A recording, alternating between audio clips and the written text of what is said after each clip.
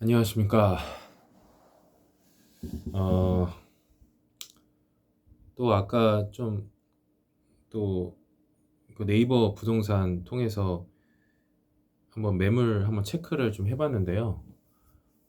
좀 되게 좀 깜짝 놀랐던 게 제가 계속 요새 지금 어, 아파트 기준으로 지금 매물이 극심하게 없다고 했었잖아요.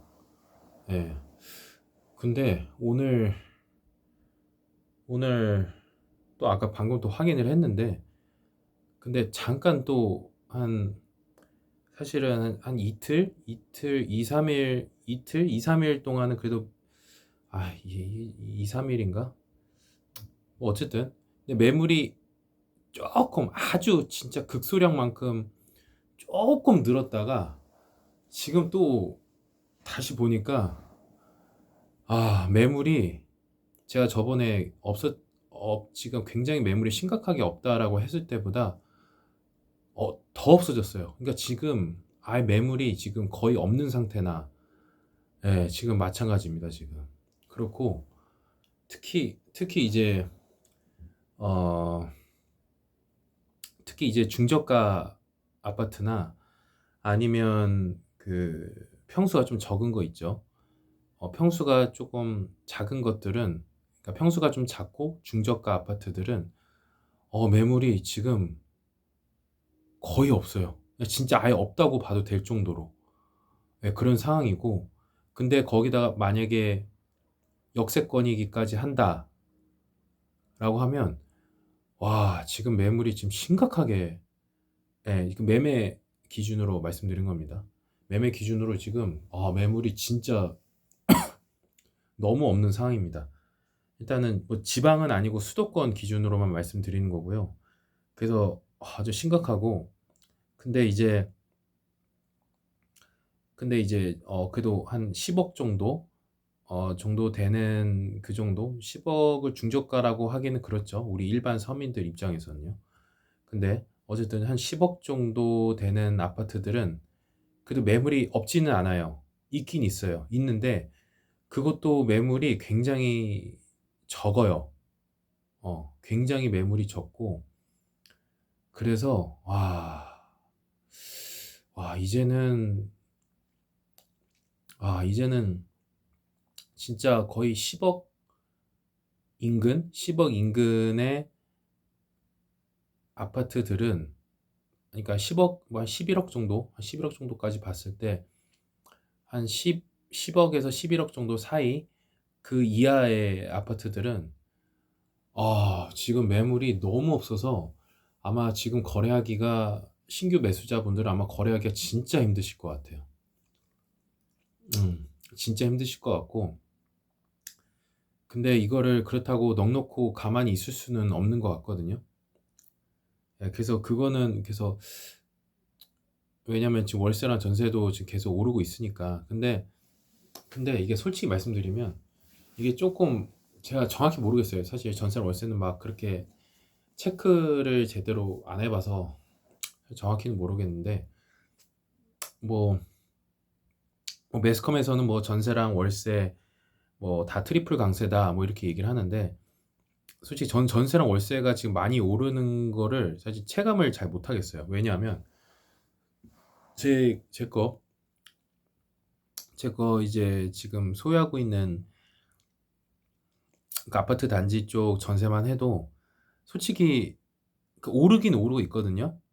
지금 전세가 오르고 있긴 한데 근데 이게 계속 사람들이 지금 계약갱신을 하고 있어요. 예. 계약갱신이 거의 제가 봤을 때는 거의 90% 이상이기 때문에 이게 현실입니다. 음. 계약갱신을 거의 90% 이상을 하기 때문에 거의 체감상 95% 이렇게 하는 것 같아요. 거의 95% 이상 계약갱신 하기 때문에 전세가 그렇게 많이 지금 오르지는 않거든요. 솔직히 얘기해서. 근데 어쩌다 한 번씩 신규로 계약건이 이제 오게 되면 그게 이제 뭐 큰 금액으로 이제 찍히긴 하는데 근데 그 큰 금액이 지금 매가가 올라가는 것만큼 엄청나게 전세가가 폭등을 하냐 그렇게 또 찍히는 거는 아니에요. 예. 근데 이제 뭐 예전에 부동산 유튜버 몇몇 분들이 올해부터 이제 전셋값이 폭등을 한다 이렇게 얘기를 하는데, 그거는 사실 좀 이게 좀 모르겠어요. 이제 계약갱신이 어떻게 된지 그 날짜가 굉장히 중요한 것 같은데, 근데 그거는 날짜가 어느 정도 다 다르지 않겠습니까? 예. 전세가 모든 사람이 동시에 딱 이날 하는 것도 아니고. 예, 그래서 지금 어쨌든 현실은 지금 전세가는 계약갱신 때문에 생각보다 그렇게 많이 오르지는 않고, 근데 일단은 계속 오르고 있는 건 맞다. 근데 매스컴에서 얘기하는 것처럼 엄청나게 전세가가 폭등은 하지는 않는 것 같다라는 느낌을 받고 있고요. 그리고 월세 같은 경우도 조금, 네, 그런 편입니다. 월세도 생각만큼 엄청나게 폭등을 하거나 그런 것 같지는 않아요. 네. 근데 또 이게 좀 지역마다 다른 게 뭐냐면, 사실 저희 쪽 그 주변이 여기 입지가 그렇게 좋은 곳은 아니에요. 수도권이긴 한데 그렇게 좋은 곳, 좋은 곳이라고 하기는 좀 그렇지만, 근데 좀 이렇게 보니까 신혼부부들이 좀 많이 오시는 것 같더라고요. 젊으신 분들, 예, 특히 신혼부부들이 많이 오고 젊은 부부들이 좀 많이 와요. 제 생각에는 거의 우리 예전에 이제 동탄 쪽이 이제 신혼부부들이나 이렇게 젊은 부부들이 많이 온다고 했었잖아요. 근데 제가 동탄에 오래 살아본 건 아니지만 그냥 한 두세 번 임장은 가보긴 했지만, 어, 지금 그 정도만큼 좀 많이 젊은 부부들이 오세요, 이쪽으로. 예, 그래서 어떻게 보면 신규로 들어오는 거죠. 근데도 이제 전세로 들어오기보다는 아마 다 이제 매매로 들어오는 것 같고요. 근데 이제 전세도 기존에 있던 사람들 워낙 안 나가려고 하고 계약갱신을 하니까 전세가 생각보다 안 오른 상황이고, 그 월세도 생각보다 안 오른 상황이에요. 예. 그래서 트리플 강세라고 하는데, 그게 저는 솔직히 조금 체감적으로 못 느끼겠어요, 솔직히. 근데 매가는 확실히 오른다. 예, 그거는 매가는 진짜 확실하게 오르고 있고, 그리고 매물이 지금 극심하게 없다. 그거는 진짜 확실하게 동의를 하고 있습니다. 예. 근데 또 이게 또 애매한 게, 또 그때 전 말씀드렸죠. 어떤 뉴스에서는 어떤 분 인터뷰를 하는데, 빌라를 5, 6억대, 아니 5, 6억대가 아니라 빌라를 월세를 한 5, 60만 원에 할 수 있었던 거를 이번에 그 월세가 100만 이상 달라고 해가지고, 그것도 겨우 구할 수 있는 그런 상태여가지고 이사를 가게 됐다라고 하는데, 또 주변 그 예전에 그 주거 조건에 맞춰서 가려고 하니까 진짜 매물이 없고 거의 100만 원 가까이 부르더라, 이렇게 얘기를 하시더라고요. 그럼 그렇게 생각을 하면 또 진짜 많은 것 같거든요. 월세가 많이 오른 것 같기도 하고, 또 제 주변에 주변 지인 같은 경우에도 지금 거기 그 동네가 지금 전세가가 지금 미친 듯이 오른다고 하더라고요. 예, 진짜 거의 지금 어느 정도 수준이냐면, 그때 그 본인이 그 지인이 이제 샀던 그 매매가에 거의 지금 전세가 80%까지 올라왔다고 하더라고요. 그래서 지금 그거를 또 보면, 또 이게, 또 다른 지역은 진짜 말대로 전세가가 지금 미친 듯이 오르나? 이런 생각도 들고요. 그래서 이게 무조건 다 전세, 월세, 매가가 올라간 트리플 장세라고 하기엔 좀 그렇고, 일단은 그 지역마다 좀 다른 것 같고, 그리고 계약갱신을 썼느냐 안 썼느냐 그 여부에 따라 다른 것 같기도 하고요. 그리고 아직 그런 것도 좀 있는 것 같아요. 이건 제 아직 100%가 아닌데, 제 경험상 거기 살고 있는 입주민들의 어떤 성향에 따라서 좀 다른 것 같기도 해요.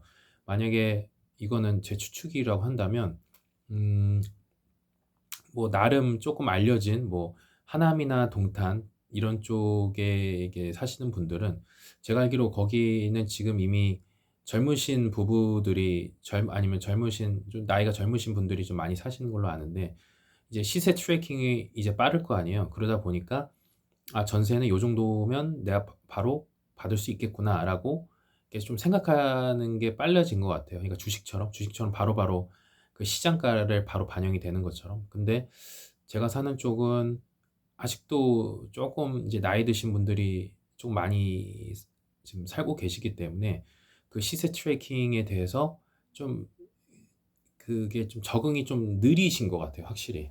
그러다 보니까 뭐 예를 들어서 뭐 원래 받아야 될 금액이 뭐 한 7천만 원, 8천만 원 더 받을 수 있다고 한다면 그거를 받지 못하고 하시는 것 같지 않을까, 그런 느낌이 좀 들거든요. 예. 예. 그게 예 그런 것 같아요. 음.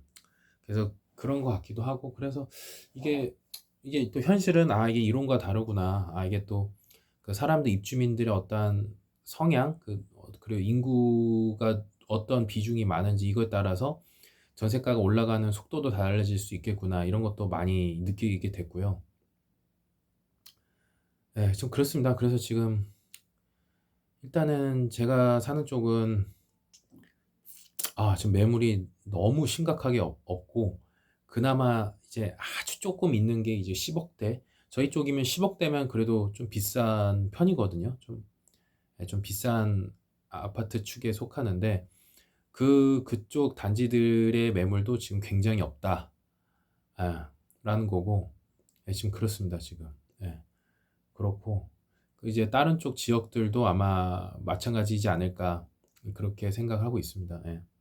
근데 이제 뭐 이제 급격하게 이제 뭐 누가 봐도 급격하게 매가나 이런 게 올라간 뭐 지역들이 있을 거 아니에요.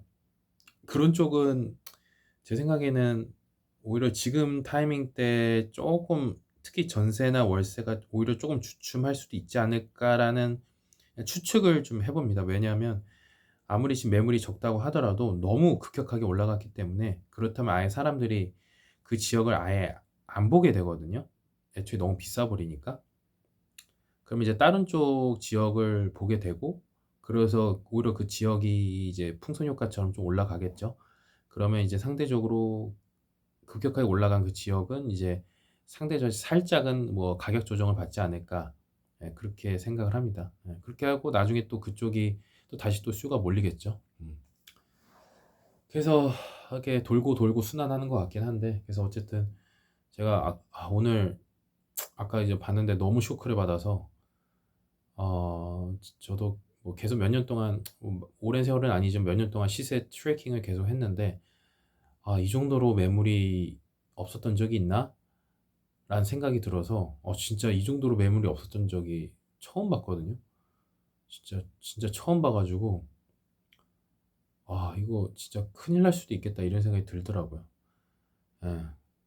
근데 뭐 어떻게 될지는 모르겠는데, 또 이게 어쩔 수 없이 경제가 또 굴러가려면 또 돈을 계속 풀 수밖에 없잖아요. 풀지 않으면 이게 돌고 돌아서 나중에 중앙은행 쪽에서 피해를 보기 때문에 어쩔 수 없이라도 돈을 풀 수밖에 없기는 할 텐데, 그렇게 되면 이제 물가도 계속 상승을 할 거고, 근데 거기다가 이게 또 큰 영향을 줄지 모르겠지만 이제 삼전이나 하이닉스 쪽이나 뭐 이런 쪽에서도 계속 뭐 반도체 쪽에서 돈을 잘 벌고 그거를 어쨌든 직원들에게 나눠 주잖아요. 근데 제가 알기로는 나눠 주는 게 현금으로 배당을 하는 게 아니라 주식으로 배당을 하는 걸로 알고 있는데, 정확히 모르겠어요. 저도 어디서 들은 얘기라서. 근데 만약에 주식을 배당한다 하더라도 어쨌든 일부는 바로 팔 수 있으니까 그거를 뭐 할 수 있는데, 어쨌든 뭐 그런 상황입니다. 그래서 어 일단은 뭐 그런 상황이고, 어 근데 그렇게 되면 어쨌든 또 시중에 또 돈이 풀리는 거잖아요. 예 계속 그렇다 하다 보니까 이게 계속 영향이 있지 않을까, 부동산의 가격이 올라가는 데 영향을 주지 않을까 싶고, 그래서 저는 뭐 일단은 뭐 가지고 있어서 크게 걱정은 없는데, 근데 이 정도로 매물이 없었던 거는 진짜 너무 쇼킹이었고, 그리고 저한테는 이게 사실 공부 차원에서 계속 시세 트래킹 하는 거거든요. 제가 좀 주식은 좀 그래도 경력이 있는데 부동산 경력이 없으니까. 계속 시세 트래킹하면서 세상이 어떻게 변하고 부동산이 어떻게 변하고 입지가 변하고 사람들이 심리 상태가 변하고 거래 형태가 어떻게 변하고 이런 걸 계속 공부하는 식으로 계속 보고 있어요. 공부하고 있는데 어쨌든 공부하는 와중에 이렇게 매물이 없는 거는 너무 처음이라서 그냥 떠들고 싶어서 말하고 싶어서 얘기하는 거고요. 그리고 뭐 뭐 예, 일단 뭐 그렇습니다. 그래고 일단은 혹시 뭐 이쪽에 지금 실거주로 이제 매수하려고 하시는 분들은 지금 난이도가 굉장히 높아졌기 때문에 진짜 난이도가 굉장히 높아졌기 때문에 그렇 좀 그걸 잘 고려를 하시고요. 난이도가 높아졌다고 해서 무조건 '내가 포기해야겠다.' 이렇게 생각하시는 건 또 아닌 것 같아요. 왜냐하면 저 때도 제가 매수하려고 할 때 정말, 정말 어려웠거든요. 진짜 정말, 정말 어려웠고 그때 당시로 비교를 하자면 심리 상태나 이런 거 보면 부동산의 어떠한 시황이라든가 심리 뭐 이런 거 보면 그때는 진짜 역대급이었거든요, 거의.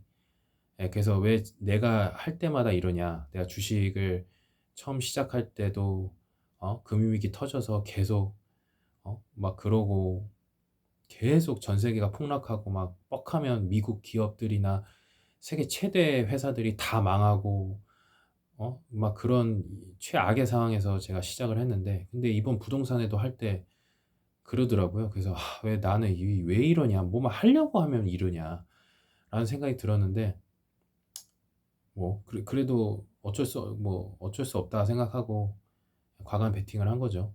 근데 어쨌든 저도 이런 일을 여러 가지를 겪고 나면서 예, 좀 운이 없었죠. 솔직히. 없었는데 어쨌든 지금 매수하시려는 분들은 지금 시장이 난이도가 너무 높다고 해서 단순하게 '아 나 그냥 에라이 모르겠다.' 하고 '가만히 있어야지.' 이렇게 접근하시면 안 되고요.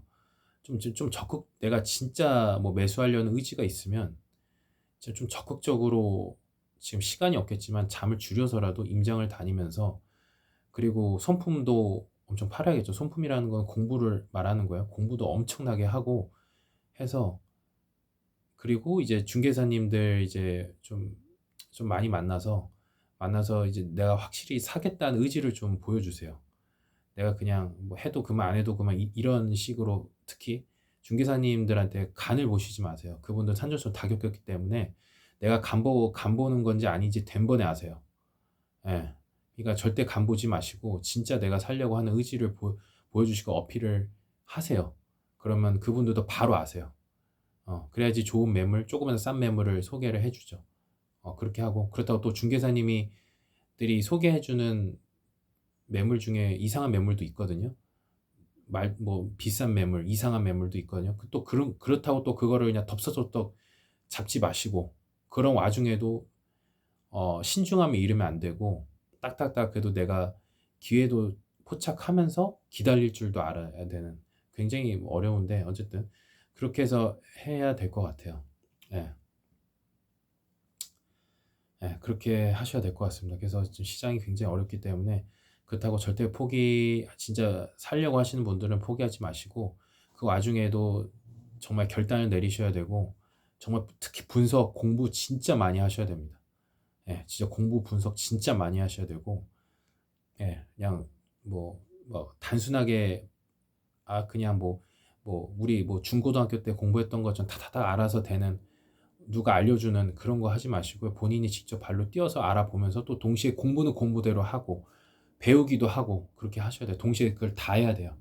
예, 그러니까 좀 아셨으면 좋겠습니다. 그리고 아, 어쨌든 지금 매물이 굉장히 없기 때문에 앞으로 앞으로 아마 진짜 시세가 어디까지 올라갈지 지금 가늠이 안 잡힐 정도고요.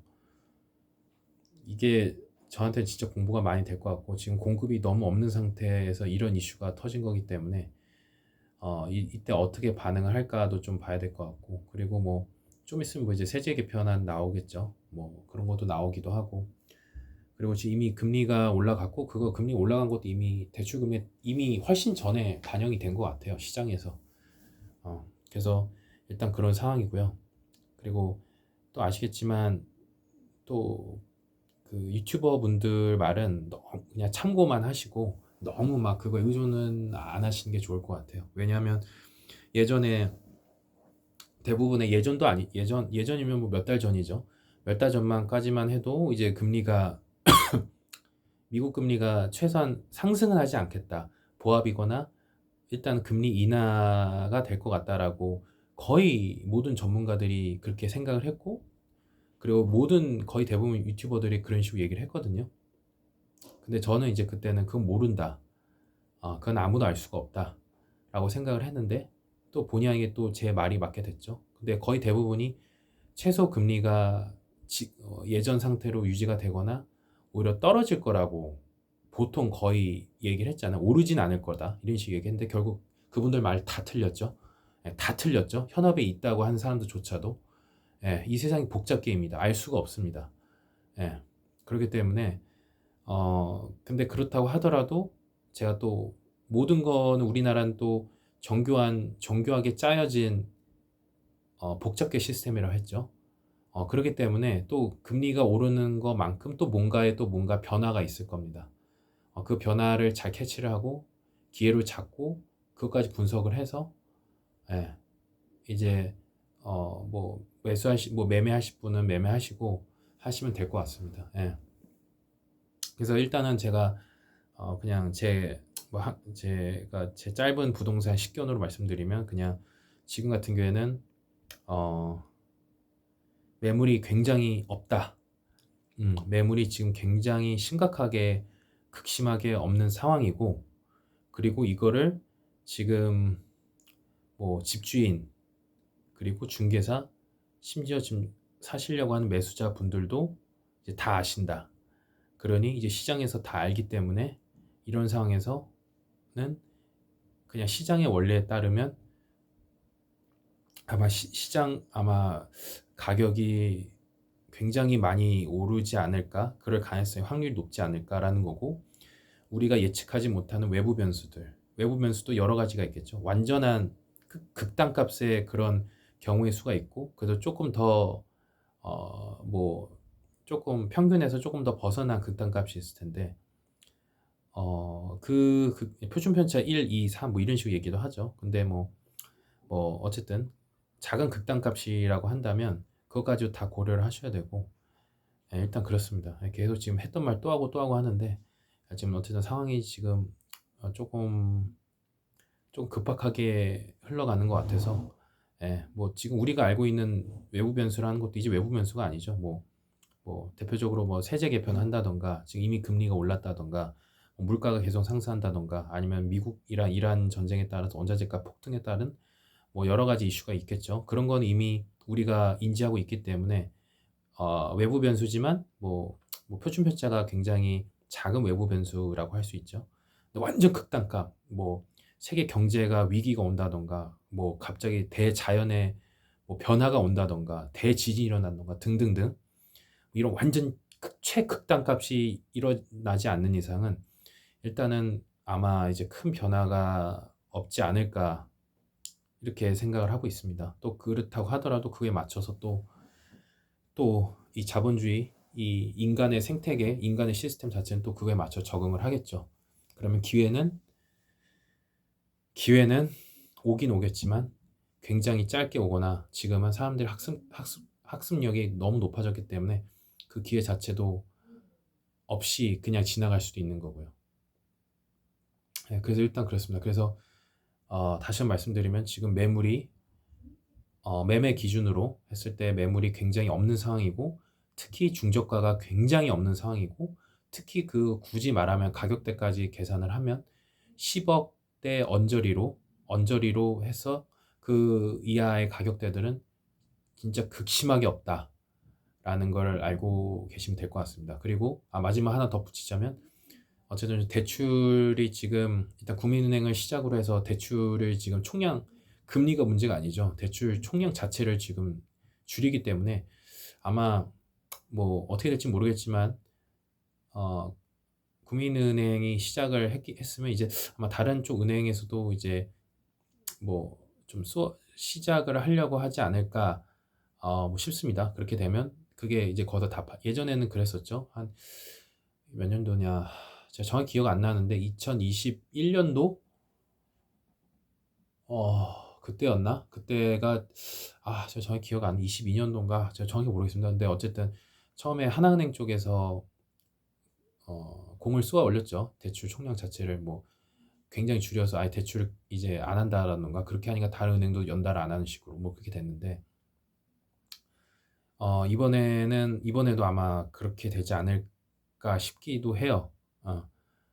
근데 왜냐하면 실질적으로 이제 이 현업 이거는 제가 이제 유튜브 보고 했는데 부동산 유튜브 대출 쪽에 현업에 계신 분이 지금 이미 상반기에 거의 대출이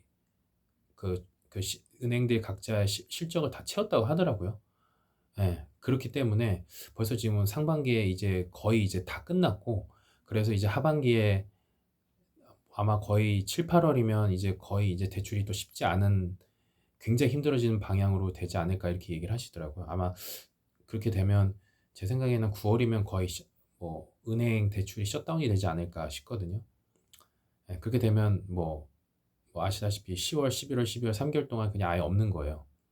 원래 하반기 때 대출 총량 자체가 공급량이 굉장히 적은 상태였는데 이것 때문에 이제 훨씬 더 적게 되는 거죠. 그렇게 되면 이제 뭐 잠시 동안은 뭐 거래가 주춤하겠지만 그거를 안 시장 똑똑한 이제 시장 참여자들이 어떻게 하겠죠?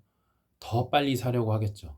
예, 그래서 저는 예를 들면 또 이런 것 같아요. 말 나온 김에 이거는 이제 제 생각인데 뭐 이번에 뭐 이제 규제를 막 하잖아요. 뭐 토어제든 뭐 투기과열지구든 어쨌든 지정을 하잖아요. 근데 특히 이번에 어디냐 동탄, 구리, 용인시, 기흥군가 그쪽을 3중 규제를 했잖아요. 그거를 제가 봤을 때는 해서 하긴 했는데 근데 그 와중에 이제 그 지역 내에서도 이제 평수가 좀 작은 거는 가격이 조금 더 쌀 거 아니에요.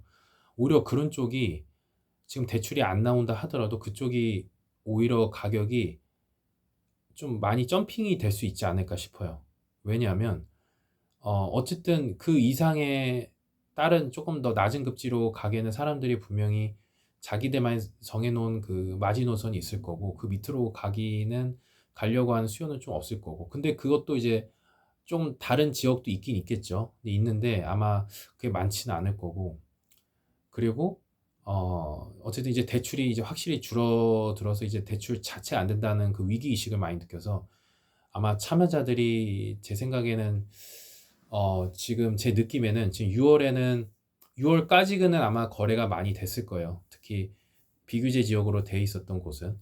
근데 아마 7월부터는 거래가 좀 없을 것처럼 생각을 했는데 제 생각에는 7월에 잠깐 뭐 한 2-3주 정도 7월에 한 2-3주 정도 길어야 3주 뭐 한 2주 반 그래서 한 2-3주 정도는 잠깐 7월 기준입니다. 7월 2-3주 정도는 약간 거래가 조금 정체되어 있는 것 같은 느낌이 들다가 그 이후부터는 이제 대출 총량이 이제 확실히 안 된다는 걸 알고 이제 확실히 인지를 해서 이제 거래가 되기 시작할 것 같아요. 그게 그러니까 9, 10, 12, 12월에 거래가 돼야 될 게 7, 8월에 한 번에 쏠리는 거죠. 예, 그래서 아마 7월 셋째 주, 넷째 주부터 아마 또 다시 이제 눈치가 빠른 사람들은 이제 거래를 빨리 하려고 하지 않을까 몰아서 그러면 아마 7, 8월에 거래 확 몰리면서 저번에 제가 전망했듯이 가격이 또 한번 점핑이 되지 않을까 이렇게 생각을 하고 있습니다. 그리고 근데 그때 사이 이제 정부가 기가 막힌 타이밍에 이제 세제 개편안에 대해서 뭐 발표를 하겠죠. 근데 그렇다고 하더라도 일단은 대출 총량 자체의 그 파급력이 더 클 거기 때문에 그게 훨씬 더 클 거기 때고 그리고 만약 세금을 너무 올린다고 한다면 아마 조세 저항이 만만치 않을 겁니다. 만만치 않을 거기 때문에 아마 그게 힘들 거고요. 그래서 그게 작용이 그렇게 크게 작용도 하지 않을 거고 그리고 중저가 아파트 특히 중저가 아파트들한테는 별로 타격이 없을 거예요. 그게 된다고 한다면 아마 중저가 아파트 쪽으로 특히 역세권 쪽 있는 쪽으로 아마 7, 8월에 가격이 좀 세지 않을까. 생각보다 7, 8월에 거래가 없어야 되는데, 예를 들면 3중 규제를 했기 때문에 없어야 되는데, 오히려 규제를 했음에도 불구하고 생각보다 거래가 꽤 있는 그런 방향으로 가지 않을까 싶어요. 7, 8월에.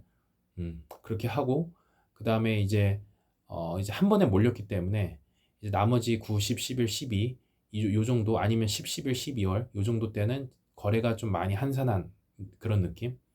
그렇게 되고, 그때는 이제 완전히 매물이 이제 아예 진짜 뭐 지금은 그래도 한두 건은 있어요. 한두 건 있는데, 그 한두 건마저 이제 없는, 그냥 네이버 부동산에 이제 매물이 거의 표시가 안 되는 그런 상황이 벌어지지 않을까 싶고, 오로지 거래가 가능하려면 내가 그 해당 지역의 부동산 중개사한테 전화를 해가지고 매물이 있냐. 근데 전화를 하면 또 안 알려주시겠죠.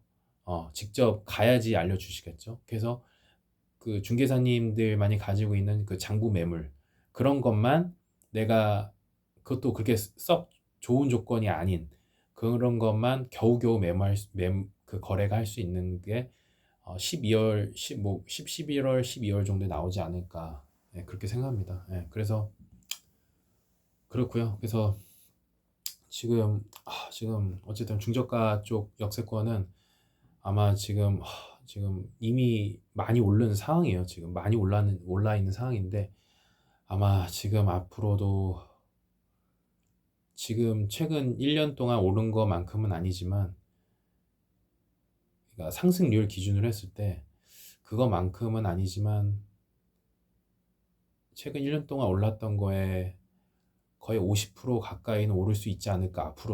앞으로 남은 하반기 동안은 최소 50% 이상 오르지 않을까 싶어요. 한 50%까지는 아닐 수도 있고, 한 40% 정도? 40% 정도? 그것만 해도 1년 토탈로 계산하면 어마어마한 상승이잖아요. 그것만 계산을 해도. 그래도 어마어마한 상승인데, 그렇게 될 것 같습니다. 그래서 뭐 한 40%, 상반기 기준으로, 그러니까 올해 상반기 오른 것만큼만을 100으로 했을 때, 하반기는 그거에 한 50%, 50%는 오를 수 있다. 근데 거래는 그렇게 많지는 않겠지만, 근데 7, 8월엔 또 거래가 꽤 있을 거고, 생각보다. 그리고 7월 한 3, 4주차 때부터, 7월 한 4주차, 요 정도 때부터 이제 빠른 사람들은 이제 거래가 하기 시작할 거고, 그게 되면 아무리 뭐 또 휴가 시즌이잖아요, 이게. 휴가 시즌 때 이제 사람들이 휴가를 가는 게 아니라 이제 이제 매매를 하려고 중개사한테 가는 거죠.